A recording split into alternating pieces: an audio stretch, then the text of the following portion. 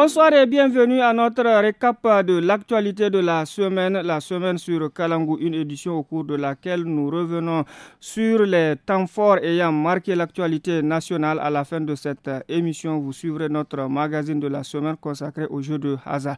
À la présentation, je suis Alignali Abdouloum. Nous ouvrons ce récapitulatif de la semaine avec la rentrée scolaire 2025-2026 intervenue ce mercredi 15 octobre sur l'ensemble du territoire national. À Niamey, notre reporter a visité plusieurs établissements publics et a recueilli les impressions de quelques directeurs d'école.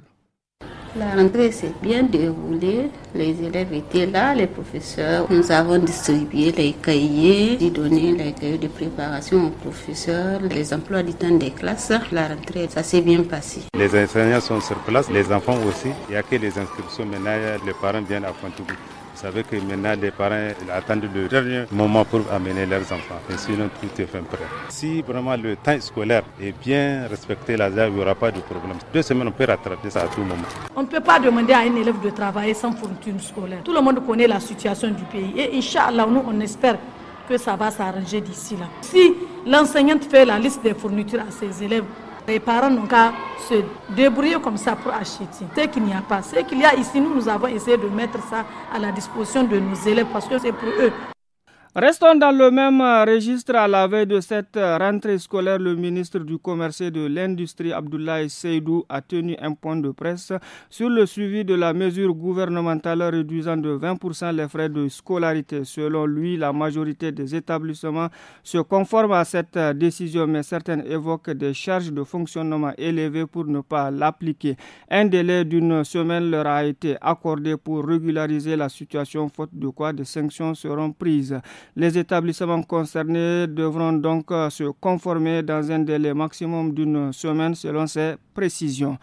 Et maintenant, parlons de l'économie et de la technologie avec le premier salon monétique du Niger, Samoni, qui s'est tenu du 14 au 16 octobre à Niamey, a porté sur la transformation numérique du pays à travers la promotion des technologies de paiement électronique. Zainab Sabo Seydou, présidente de l'Association professionnelle des banques et établissements financiers du Niger, nous en dit plus. À travers le Samoni, c'est de rassembler tous les acteurs de l'écosystème digital au même endroit pour échanger et voir ce que nous pouvons faire de plus que ce que les établissements bancaires et financiers proposent aujourd'hui pour développer la digitalisation au Niger et permettre l'accès aux services financiers à toute la population nigérienne. À travers les panels et les conférences qu'il va y avoir, je pense que les échanges sont de haut niveau et permettront de voir la feuille de route pour la digitalisation au Niger. Direction la région de Tawa où les habitants de la zone pastorale sont confrontés depuis quelques jours à des feux de brousse récurrents pour protéger ces enclaves pastorales. Les autorités ont lancé la campagne nationale de lutte contre les feux de brousse. Des précisions avec Ousmane Mahmoudou.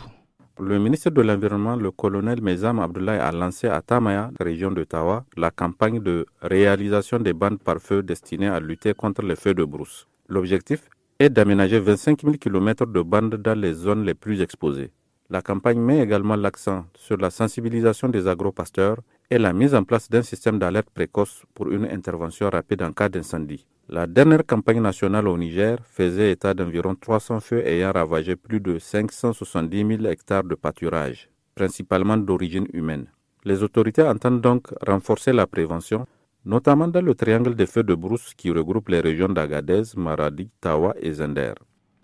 Restons dans le même esprit pour parler alimentation. Cette fois-ci, la journée mondiale de l'alimentation a été célébrée ce jeudi 16 octobre 2025, coïncidant avec le 80e anniversaire de la FAO, l'Organisation des Nations Unies pour l'alimentation et l'agriculture.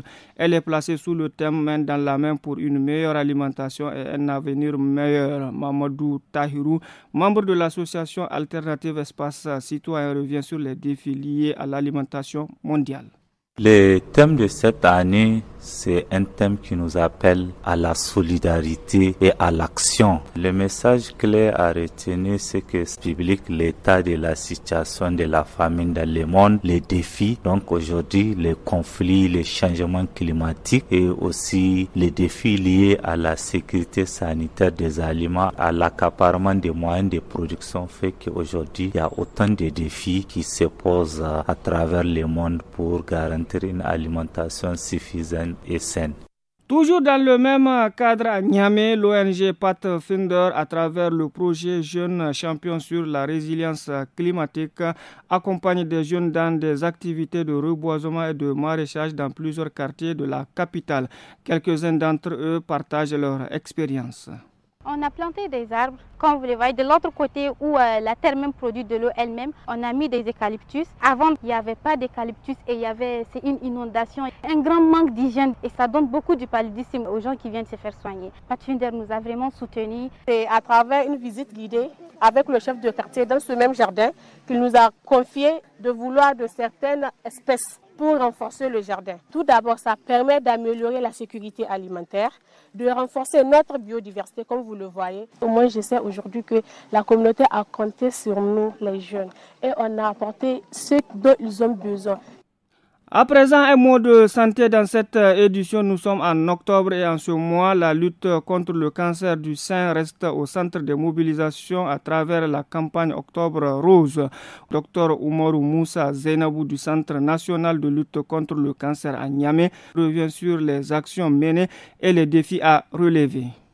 Octobre Rose, c'est un mois dédié au dépistage du cancer du sein. Et nous, ici au Centre national de lutte contre le cancer, chaque année, nous faisons des séances de dépistage gratuit du cancer du sein, et même à l'intérieur du pays. Et cette année, donc, on a associé aussi le dépistage des lésions précancéreuses du col de l'utérus. Estimé à la date d'aujourd'hui, 400 femmes dépistées. On fait quand même appel aux femmes de venir, parce que la majorité des patientes nous viennent à des stades avancés, donc où les chances de guérison sont quasi impossibles. Mais dépister très tôt, il y a des chances de guérison. Si on suspecte des lésions, là, on prend rapidement en charge. L'échographie mammaire en ce mois d'octobre est gratuite.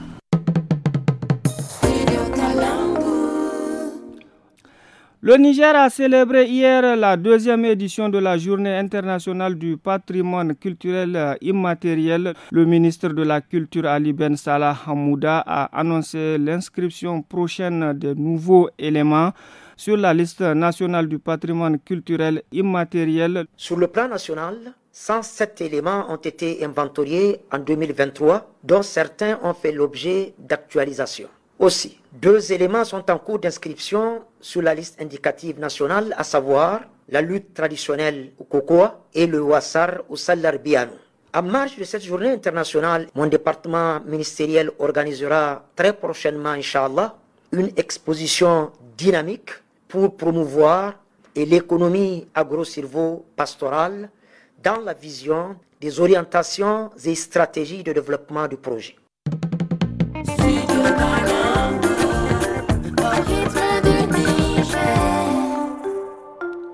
Et à présent, place à notre magazine de la semaine consacré aux jeux de hasard à Niamey. Ils attirent un public de plus en plus diversifié, dominé par les jeunes et de plus en plus les femmes. Pour en savoir davantage sur ce phénomène, suivez ce reportage de Hassan Nourou rendu au studio Kalangou par Suleiman Altini. À Niamey, les jeux de hasard séduisent un public de plus en plus diversifié. Hommes, femmes, jeunes et moins jeunes se pressent chaque jour devant les kiosques de loterie. En milieu de journée, nous retrouvons Mariama installée devant son petit kiosque en tôle colorée au milieu d'autres commerces. Elle nous parle de sa clientèle quotidienne.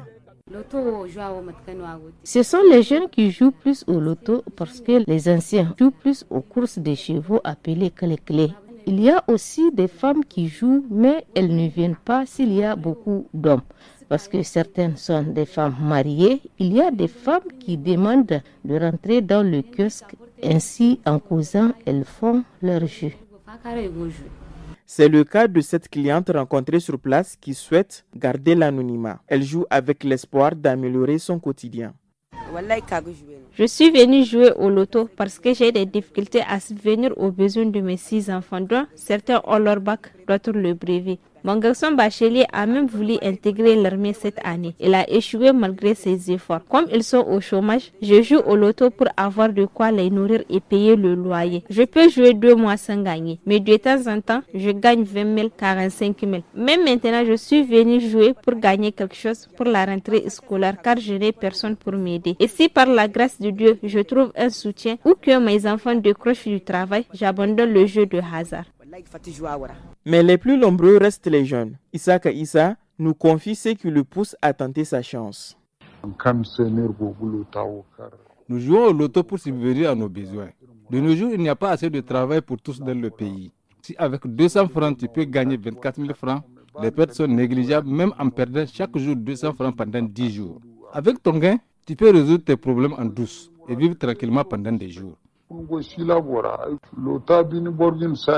Pour le sociologue, la motivation principale demeure la recherche d'un gain facile. Selon Issa Alou, beaucoup de joueurs s'accrochent à l'idée que le hasard peut offrir rapidement ce que le travail quotidien peine à garantir. La communauté nigérienne, et particulièrement sa jeunesse, a démissionné dans la quête du travail laborieux qui donne une certaine fierté pour s'adonner à la recherche du gain facile. La jeunesse particulièrement, elle est là de l'attente. Et c'est comme ça ils ont trouvé la voie idéale, celle du jeu du hasard, pour pouvoir se réaliser. Le deuxième élément est celui du mimétisme. Parce que j'ai vu l'autre faire, eh bien j'ai fait comme lui. Parce qu'ils pensent que c'est l'évolution, c'est le modernisme, c'est leur temps. Il faut qu'ils le fassent, sans pour autant qu'ils se rendent compte que dans le fond, ils sont en train de s'auto-détruire. Espoir, rêve de richesse et quête de solutions rapides. Autant de raisons qui expliquent pourquoi les jeux de hasard s'ancrent progressivement dans le quotidien de nombreux habitants de Niamey.